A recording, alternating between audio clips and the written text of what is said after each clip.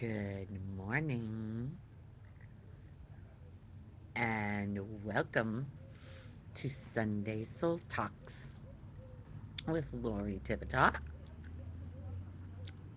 Sucking on a cough drop. Got a weird thing going on, coughing, sneezing. Actually, last Sunday night, Christina's given me a lot of clothes, and I just kept putting it in my closet. Because when we left Maine, I pared down to barely anything. I gave away so much clothes. And I've accumulated a lot in the past 6 months. When Christina was paring down, everything she had fit me. So I just kept putting it in my closet. And Sunday night, we get into bed. Both of us hear something. Peter's like, What was that noise? I said, oh, it must be something Carol's doing next door or something that she's done. It wasn't a minute later. My whole closet L came busting out of the wall. Literally ripped the whole thing out of the wall onto the floor. I had to get all the clothes, put it in the spare bedroom all over the bed. But Peter got to paint the whole thing out and redo the whole thing. Was really good. I mean, I've gotten rid of stuff that, because everything Christina gave me was new, pretty much brand new. So I got rid of the old stuff. It was it feels good to get rid of stuff. And the closet is organized by color, color and tank tops. Right now it's sweaters. I am. It is 60. Well, it says 68. I don't believe it. Well, I guess maybe because it's no sun. Yeah, it probably is 68. Oh, good morning, Cynthia. Okay, Cynthia, help me. I got this new external microphone. Do you hear anything other than my voice? I don't know if it's picking up the wind. I got a breeze going. Is it? And my clothes moving? I tried to put it. I put it down low because it said 6 to 8 inches from your chin. So I don't know if I'm low enough. How's it sound? I practiced last night on YouTube Live, and then I deleted it. But I had it. No, oh no, you don't hear any. What? No, what? So you're just hearing my voice loud and clear because last Sunday, okay, actually before last Sunday, I was listening to my talk back because I realized I know that I'm talking to myself seriously.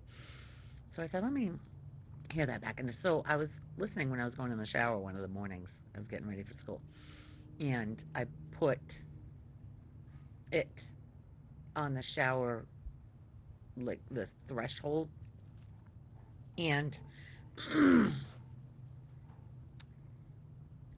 I couldn't have it loud enough.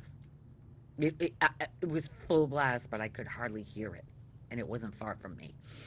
So, and so I had the idea I got to get an external microphone. So then, after Sunday's talk, that was the week before, and during Sunday's talk, after Sunday's talk, no noise, looking good. Thank you. Excuse me, you probably heard that burp coming right up from my whatever that is, esophagus. I don't know. So Sherry called me and had some things to tell me about my talk, and she said, "You you're not loud enough. And when I read something off my phone, I go so fast and I'm not real clear. So she's like, wait, what? What did she say? So I got the external microphone. And it was it's not expensive at all. I don't know why I've done this a long time ago. Anyway, so it feels good to be connected like this and know that I'll be able to turn it up on my phone and it'll be louder. I'll be able to hear it when I'm in the bathroom or whatever. Oh, that cough might have been pretty loud. Anyway, okay. So today, I wanted to talk about kindness.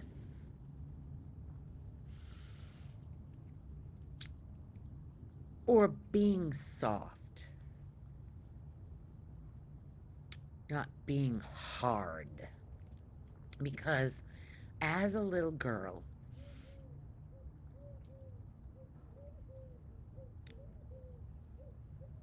you know that I was labeled naive by mom because of my kindness, because I came from love and kindness, and she was afraid for me.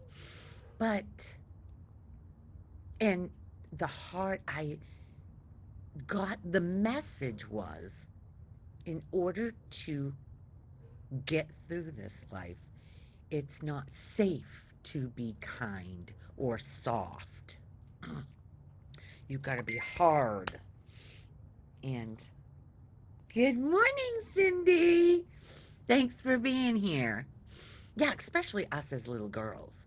We're just full of love and fun and joy, and as we get older, it's not safe to be that way because we're labeled naive. You are love and kindness. No, Jimmy.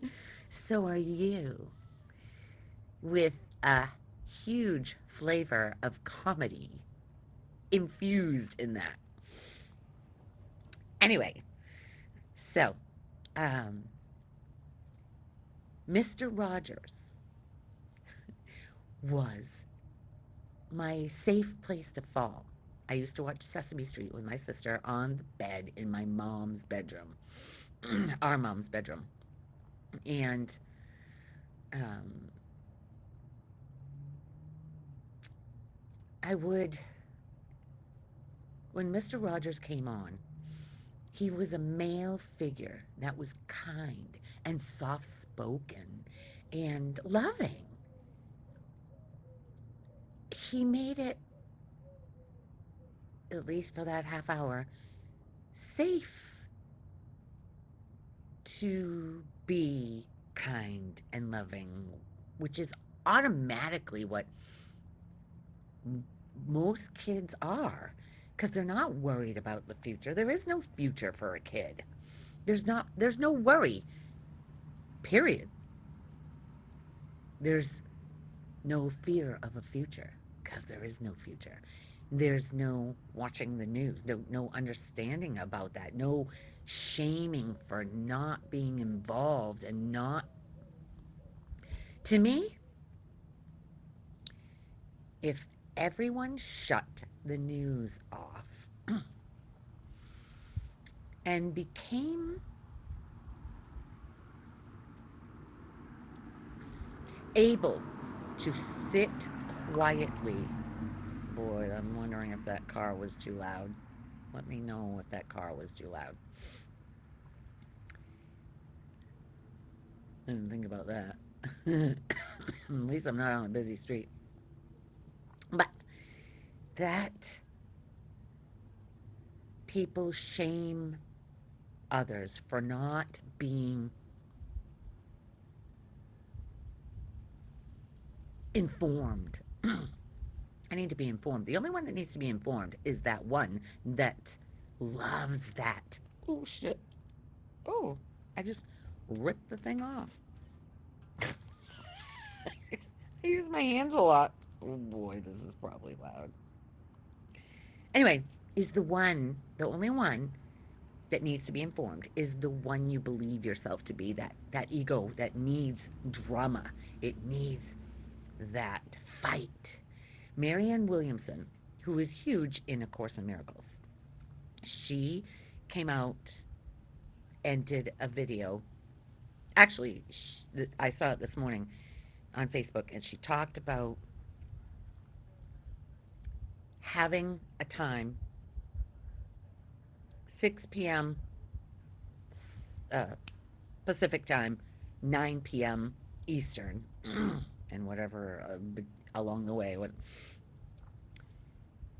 to have a moment of silence. And she basically blamed the administration for being, oh, the car was fine.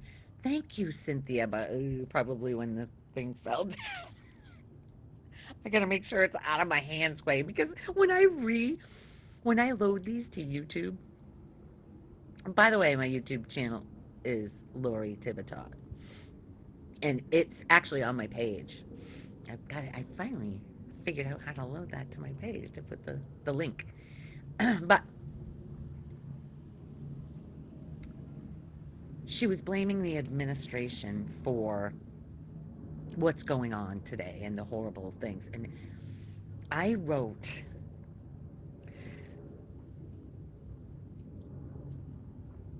I love the idea of being silent at the same time, a lot of us, and connecting with your heart and the love that you are. Because if there's hate, and that's what I said to her, whatever you hate, that hatred lives in you. You are never going to feel unconditional love when you hate anything or anybody. That resentment, that bitterness, that's coming from inside of you. And because that's what your mind is focused on. And the more you watch it, the more it's going to be fueled if you're on the other side. So that's going to trigger. I'm not sharing. As she said, to share it at all platforms. I'm sharing that it's a beautiful idea. If you think of it, at 9 o'clock at night, since we're on the East Coast, take a minute.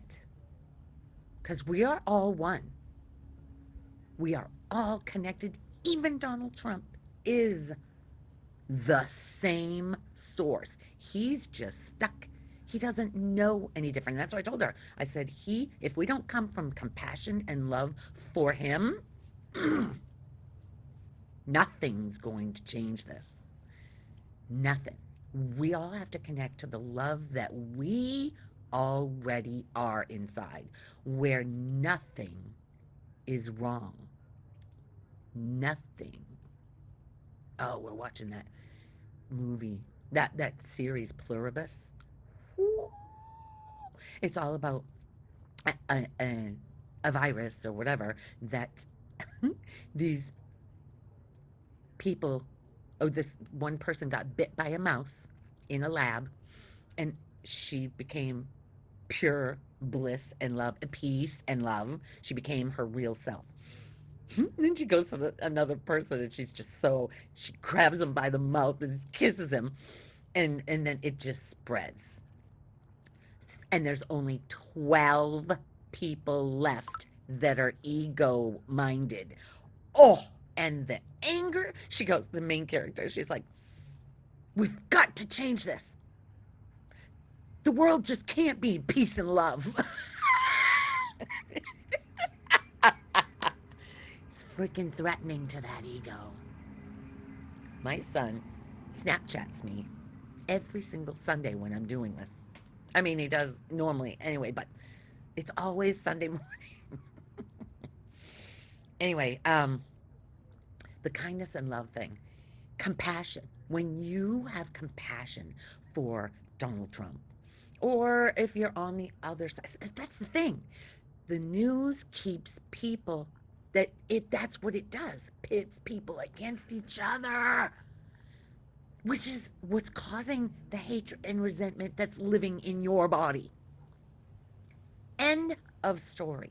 It's literally the end of the story. And when you're holding that resentment in your body, what? I I got a new computer. I had to, my old computer. I've been talking about it for a year. I finally just bit the bullet and did it. And it just faded out. I guess I have to keep touching it to have it to see. Anyway, um, yeah, my keys. I had two keys that were gone, and one was a shift key. And every time I type it, it won't. That and it was so clogged up, it wasn't working right. I couldn't. There was so many things I was putting up with for so long. And yesterday I said to Peter, I got to go get a microphone. And then I said, you know what? And I got a hell of a deal because it was somebody had returned it. The guy said, we have one out back that's in the box completely. He goes, I don't even know why they returned it, but you have a year warranty, plus I have Apple Care. So you got nothing to lose. So yeah, it's the top of the line, so I should be. I mean, I've had to be plugged in. I couldn't take it anywhere. I'd have to be plugged into a wall, no matter everywhere I went, which is a pain in the ass with a laptop. You know, what a laptop is about is taking it. I'd like to take you guys out to the island. I don't know if it will do it. If I connect it to my phone, it might be able to do that. Someday I'd like to take you out there. Because we have an island, we have a bridge that goes to an island and all. That's where, if there's a gator out there, which could be any day. There's no sun right now. Oh, I see the blue sky coming. But it's not going to bask. It's chilly. 60, what is it, 69? 69, I'm shit. Jimmy, you're probably thinking, hi, Margie. You would kill for 69 right now. And I don't mean what you're thinking, I mean. But that was funny.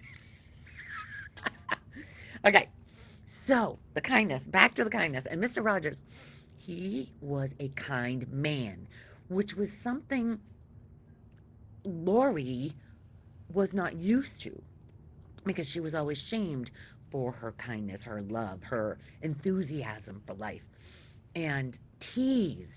Oh my gosh, I was teased so much, especially by my dad, my grandfather, my dad's dad, and then my uncles, my great uncles, my dad's dad, my grandfather's brothers. Well, one of them, my uncle Will.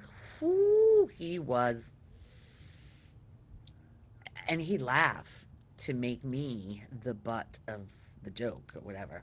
So it wasn't safe to be kind, to be myself, which was loving. But that is powerful. It's scary to the ego, because the ego's all about being hard, and you're not going to get, your voice doesn't matter if you're kind, it matters if you're hard. That is not true. This whole channel is all about love and kindness. Oh, and authenticity. Because last week, oh, you guys, I said I'm going to have to talk about this, because last week I literally ended with saying about not accepting what is. Having a problem with what is what causes a lot of pain and suffering in this body. Now, before I went on, I knew I had an hour, because we were going to the art show, and Lynn was coming with us, and she wanted to go the earlier the better. So I said to Peter, I had got the wash done, because I really wanted to do a wash. I can't remember what. Anyway, I got it done, and as I was coming outside to do my show, he, I said to him, he's sitting in the chair like usual. I said, can you put the clothes in the dryer for me? And then by the time I was done, I would be able to fold it, put it away, and we could go. So, end the show, go to the dryer, open it up. Everything is very damp. Good morning, Rita. Nice to see you here. Thank you for joining. Excuse me. So, I was like, what? Why is this? Why is it? I said, you didn't put it in when I asked you? No, I probably put it in 15, 20 minutes ago. I'm like, what? It had taken me over. I was, because the plan was, blah, blah, I was going to have it all folded, put away, and we could go. Arguing with life, right there, if you can catch it, saying it's wrong to be what it is. It's not. And so I was holding all this resentment, anger towards him. I asked you one thing. And then he says, I saw Lynn outside, and she does not look like she's going. She had an issue with her dog. It just came back from the vet, and she has to give it medicine. I didn't know that, but the medicine has to be timed or whatever. So I said, I text Lynn, still holding all that anger and resentment towards him, not even realizing it after I just had this talk. God, it's crazy. I can do this with other people, other situations, but when it comes to the closest ones, they are everybody's your teacher, but they are the closest ones are the ones that really help you. Not. They're being moved exactly the way they're meant to be moved. So I said, Lynn says, I can't go. The dog, she just got it back the day before from the hospital overnight. And she goes, she's too vulnerable right now. So I said, okay. So there was no more rush. Peter and I didn't need to go early. It was just the two of us, so we could go whenever we wanted. Another synchronicity. Life, it's okay. I don't have my shirt on today. It's okay. When you get all uptight and so pissy about something, it's can you tell yourself it's okay? That's finally when I said, it's okay. And then I apologized to him. I said, I see where I got in my head and needed it to be this way. And since it wasn't, there's something wrong. It isn't wrong. It just isn't wrong. Even what's going on in the world today, it isn't wrong.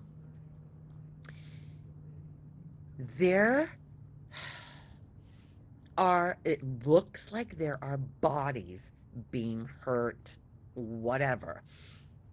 Apparently a country taken over. What? It's like, I'm just flabbergasted by that. Because I don't watch it, so I don't actually know what's going on, which is better. In my opinion, it's better because I'm not angry at anybody. Anybody. Temporarily, Peter. And like Hope says, I say thank you for playing. Because it's my shit. It's always my shit.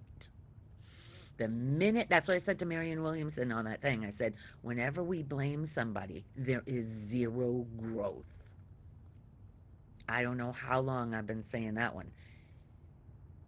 Blaming anybody for how you're feeling, it will be a train of perpetrators, and you're the victim. There are no victims. I remember saying that years ago, but not seeing it. Just saying it and somebody coming back and saying, of course there are victims. No, there isn't. And if you believe there are. So If you believe there are, then you're going to get angry and you're going to get resentful, and all of that shit will live in your body, drowning out the love that you really are. It feels awful to be angry at somebody or judging them for being wrong or for doing life wrong. This week I was at a school that one of the women who runs the class, I was just the helper, and I watched her eat all day. Eat shit, that was what most people would say. It was just, processed everything. Nothing else went in her mouth the whole day. And I saw that judgment living in this body. She's a great person. I love her. That whole community of women that are running this, the ESE, the autistic kids, you have to be a certain kind of person to be able to deal, because some of these kids, and they don't even know. They don't know how they're being. They're in their own world, just like everyone is. All of us have our own world. No two worlds are the same. Coming from what you believing about yourself first, and then the world. You're seeing the world through the filter of resentment, filter of anger. When you filter it through the love that you are, you have compassion, like that woman that yelled at me at the Luke. I bring this up all the time because it's so powerful. How her anger and resentment towards me and nothing but compassion. So if I would have come back with resentment and anger, and I'm a victim of her, this would be a completely different talk. I would not be having the resentment and anger. I'd be saying she was wrong and I was right. That's what every argument is about, being right. Because every one of us believes that we're doing it wrong. And if we do it wrong, we're going to die and go to hell. That's what we're taught. But I'm here to tell you that hell is right here on earth when you're judging and making somebody else wrong.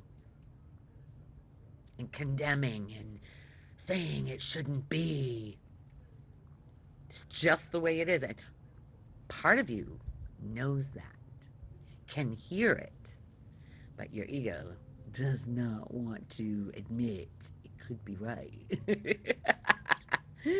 But your ego is not who you are. That's why I have had compassion for Patty, because I know she's living hell right here on earth.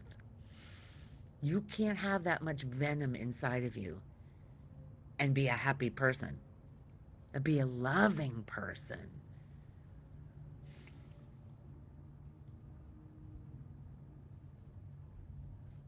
So being labeled naive, it's a strength and not a weakness. That alone, powerful for me to realize all of that pain and suffering and shrinking, feeling small because I love people and I'm kind. Kindness. I remember a guy I used to hang out, be friends with on Facebook. I actually don't even know what's going on with him now. But my kindness threatened him. It threatened him. Because but he was the one who used to post all the time about kindness and how coming from kindness is the best. And I was like, it's automatic. It's automatic to be kind. sometimes it isn't with Peter, but of course, he's my mirror. He's my biggest teacher. And ain't no skin off my back to apologize. That's because the little me doesn't want to apologize. Doesn't it want? It's got to be right. But being able to, hi Sandy, good morning. Thank you for being here. That's another kind. Actually, every single one of you are kind people. Every there goes my computer again. It fades out. I got to remember to touch this thing. Kind Sandy is the epitome of kindness and always has been, right? And it comes automatic. It literally, especially to us girls, the boys don't have, I mean, they're taught to be, you got to be, you got to be hard in order to get somewhere, in order to be successful. You got to be hard. It's not true.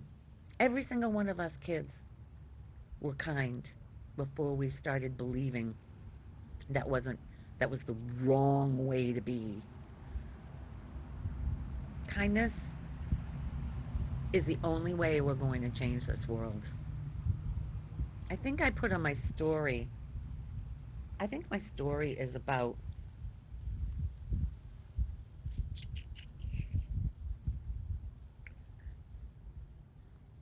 oh, don't tell me it's not there.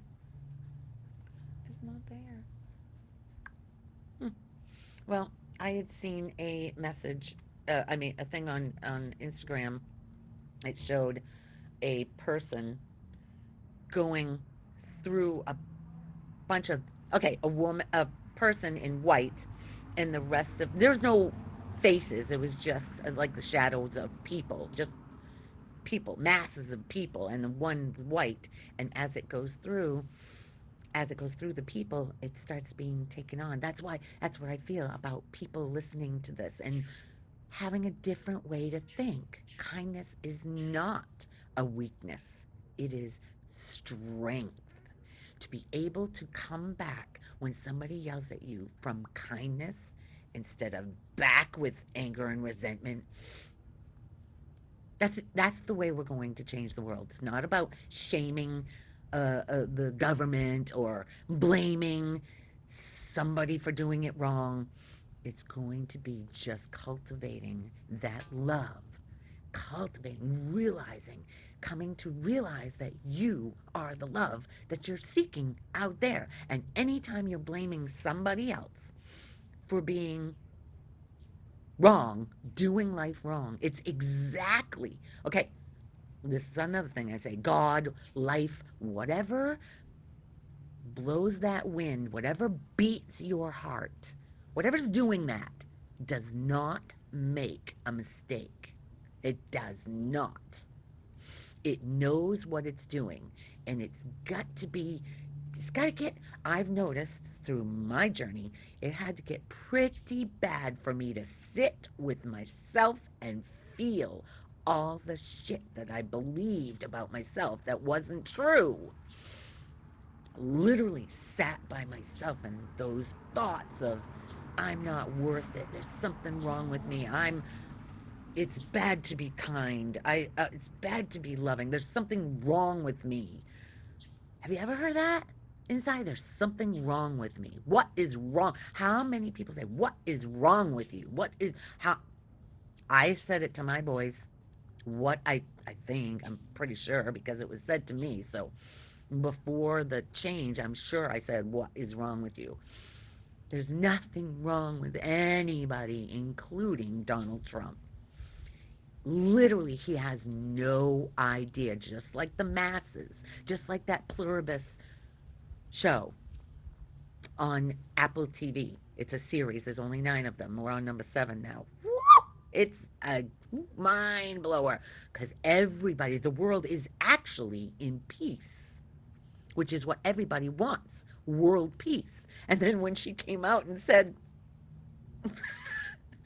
we got to change this back to the way it was, all this peace and love doesn't That cracked me up. I was like, anyway, I'm not saying that in our lifetime it's going to be all peace and love, but it's pretty opposite right now. Like after the scam, that was loud. It had to get that bad for me to go inside. What if this is all this anger and resentment towards somebody? You can't do anything about it. You can keep watching the news and keep that anger and resentment and blaming him or the government or whatever for how terrible. But eventually you got to come to realize that that's not changing anything except making you miserable inside. Blaming somebody else for how you're feeling or what's wrong. Life is putting everybody exactly where it needs to for our awakening. And I believe that this is exactly what's happening, and it's going to get worse before it gets better, because this is the message. I'm not the only one sending this message out. There's a lot of us that started, actually, it started for me in 1998 when I first woke up, when I asked my parents why I didn't feel loved growing up. That changed everything for me. I was 34 years old. I was literally going to leave Peter for another man. And I started questioning, what am I doing? What is wrong with me? And you know what? Best thing. Going through those quote-unquote dark nights of the soul, that's an awakening. If you can keep, when you're feeling so depressed and down and hopeless, know that too. My avatar, my profile picture is called. It says, "This too shall pass. The good times will pass, and the bad times will pass." That's the duality here. If you can stay centered in the love that you are, just knowing in the back of your mind, this will pass. It will. And you are going to come out wiser for it. It's these times in your life when you're lost and you feel alone and all feeling so hopeless and helpless. That's your gift. Nobody says this. Everybody's talking about being happy, but you should be happy. Those things are purging that old shit in your mind. If you're open to this message, you can it's a different way to look at it. Instead of it calling a depression, call it deep rest. Jeff Foster taught me that years ago. Deep rest instead of depressed. Because when you put your stake in the ground, I'm depressed. You're not depressed all the time. There are times in the day when there's a little bit of joy or a little bit of up, a little more up than. But when that mind labels, I'm depressed, it'll live up to that. Just rephrase it. Deep rest. Isn't that cool? I remember hearing that and going, wow. Wow. Oh my God. So beautiful out. The sun is actually, I'm going to turn this around. This computer's a little bigger than my other one. I wanted it small, but there it is. I saw a fish jump, but of course when I put it like this, there's not going to be any fish that jump. There's the white birds over there. I don't know if you can see. Whoop! It took off. It's taken off.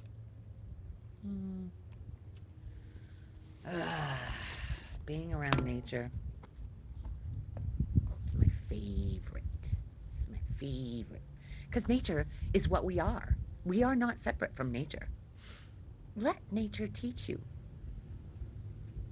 How do you feel when you go outside? Well, in Maine, Sandy, Margie, It's a little cold. And Jimmy, it's just a tad cold. But Jimmy is 70.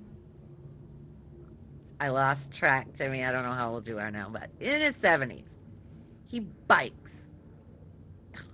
Even when it's 30 degrees, he'll bike for miles. He's amazing. He's amazing. I can't. But being out there when he's biking, when you're outside, it just feels you're one with it. You're not separate from nature. Your true nature, what you are, is the same exact thing as nature. That's why touching a tree, letting that tree heal you.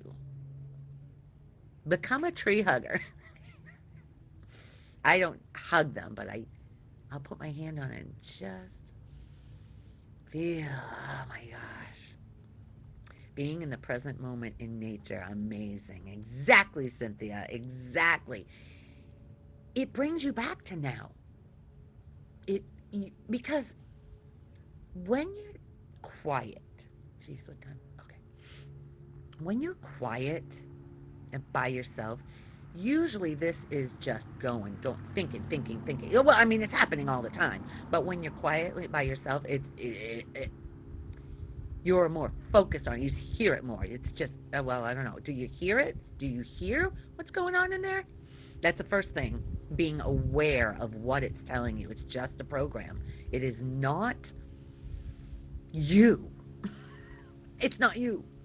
It's literally a program that got put down when you were little. It's not safe to be myself. I have to be something else other than... When I first was told from Bruce, who was the ice cream guy here when I first started coming here to North Fort Myers, he had Angie had her condo here, so we would come down, and I would always make sure that I was at Bruce's ice cream shop, which was right there. Angie said to me, "You're not going to believe it. I met this guy at the ice cream shop, which is within walking distance of her condo. He wrote a book called It's All One Truth, and the other one is Prophet or Madman. He had a huge awakening. And anyway, he has been a mentor of mine for a long time. And Bruce Adams, if you want to like him on Facebook and get his posts, the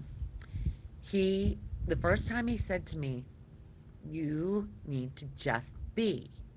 Just be." I was like, the hell does that mean?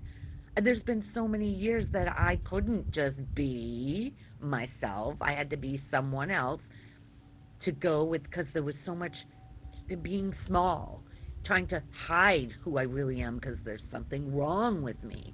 Every single human gets that message from childhood, and I'm not blaming the parents because it happened to them.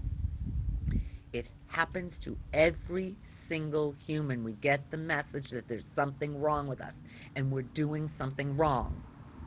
And that is a subconscious belief. People aren't even conscious of it. That's why we got to be right. That's why there's arguing and fighting. And the government is just a grander scale right now of what. That's why I told Marianne Williamson, when we all come back and not blame, come back to the love that we are. Love and compassion are joined within your body. In this body, when it's coming from love and compassion, that is the best feeling ever. There's nothing better. Well, peace.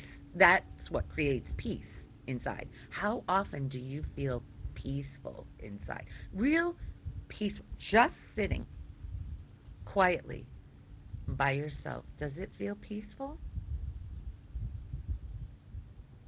Following that breath in and out. That life force. Because the heart would not beat without that breath. We take that breath for granted. That's exactly what keeps this body going. And when it's done, it's over. There's no more eating. There's no more sleeping. There's no more kissing. There's no more, anything. Drinking, sitting. When we drop the body, that's it. They say there are other lives. And actually, oh, God, I don't know if I want to go there. Because there's no time. In reality, there's no time. Uh, excuse me. Albert Einstein found that out. There's no time. It's an illusion. Time is an illusion made up from the little me. Timeline. Birth and death. That's only for the personality, for the mind-made me, for the thought-made me. I'm a woman. I was a hairdresser. I am married to beer. All of that, that's all describing a person. All the while, whatever's making these hands do this, whatever's making, beating this heart, making the breath go in and out, I'm not doing that. Well, the me is not doing that. It's automatic digestion, hair growing, blinking. That's talking. Talking is just happening. Life is just happening. And when you argue with it, pain and suffering. That's how simple this message is. That's it. It's literally it. Do you feel it? There is no time. There's only now. All that thought, worry about a future, the future isn't real. You will never be in the future. There is none. It's never going to be here. Because when the future is here, it's now.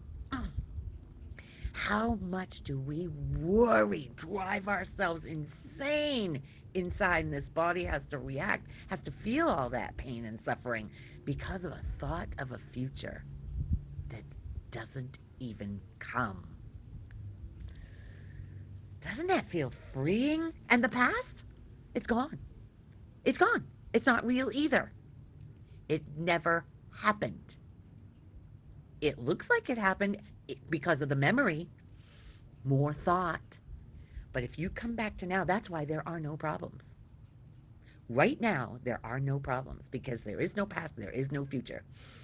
So, whatever's going on in the news right now, your mind is programmed to put it out in the future.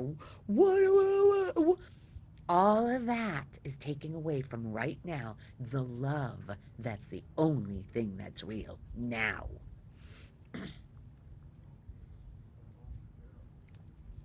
Can you feel the freedom of that? Just let it sink in. If you're here listening to this, I honor you. I honor you.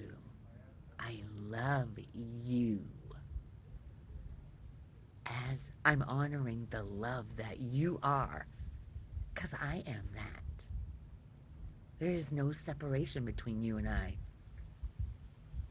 You're not separate from anyone, even if you have enemies. You're not separate from the one you judge as wrong. You are them. And it doesn't define them. That woman that was eating the shit all day long, it didn't define her.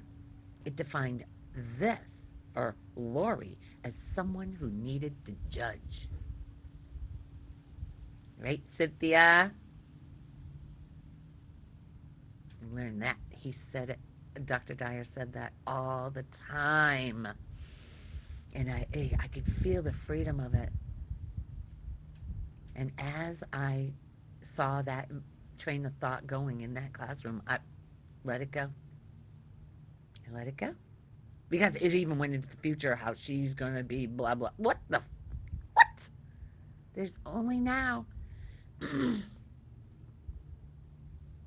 There's no future. Can you? Yeah.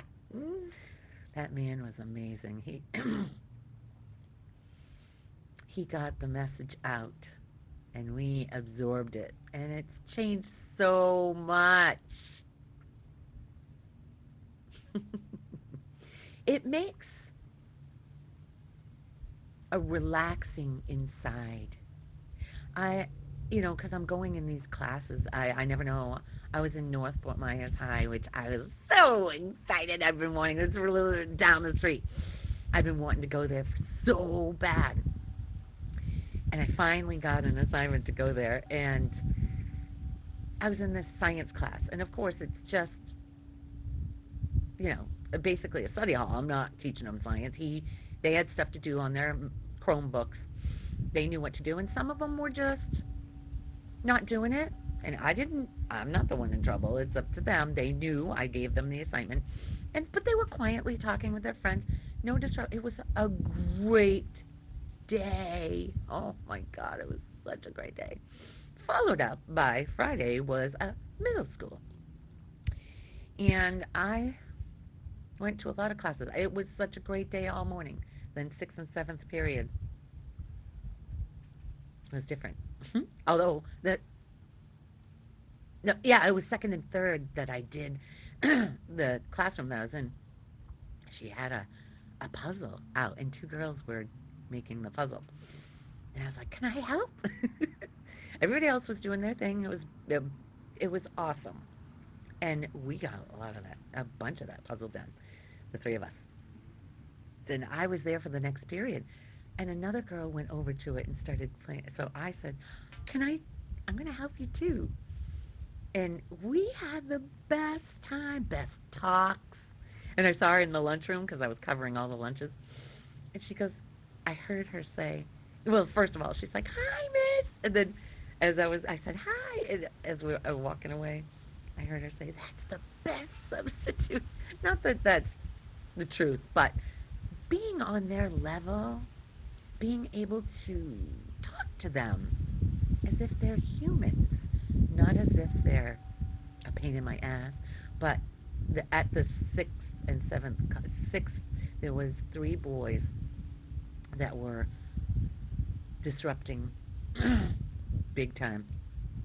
And then when they started picking on a younger kid, Lori couldn't take it anymore. Not that it was wrong. The compassion came out for the boy that was being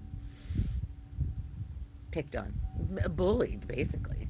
And I wasn't, so I said, if you guys don't stop it, I'm going to call the office.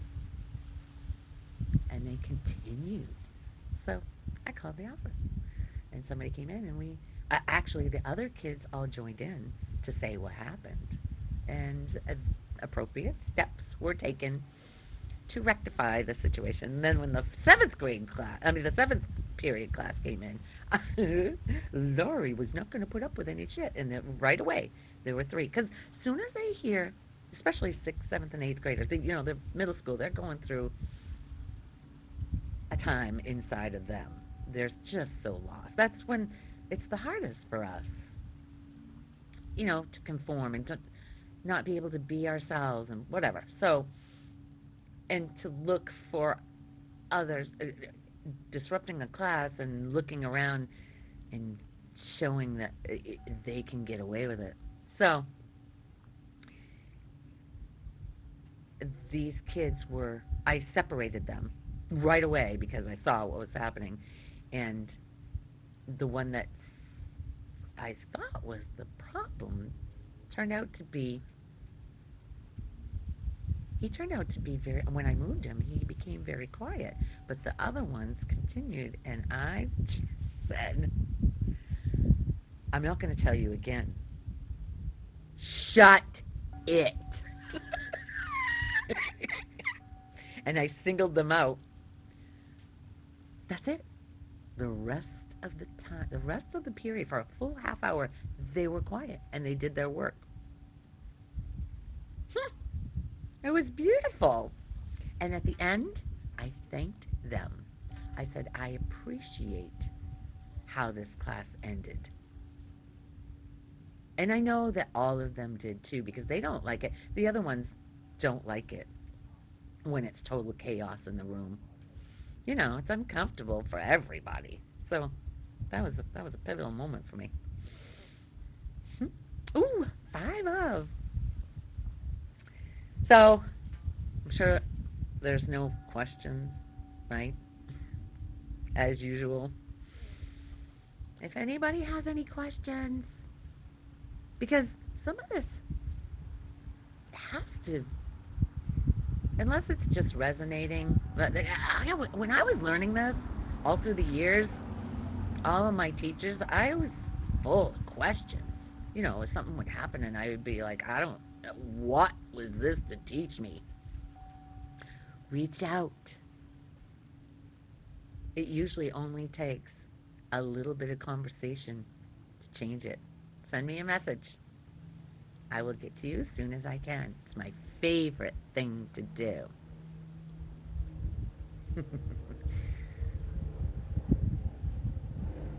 I think that's it. Oh. Anyway, thank you again for being here on this Sunday morning. Sunday Soul Talk morning. I love you all because you are me. We're not separate. Till next Sunday. Bye.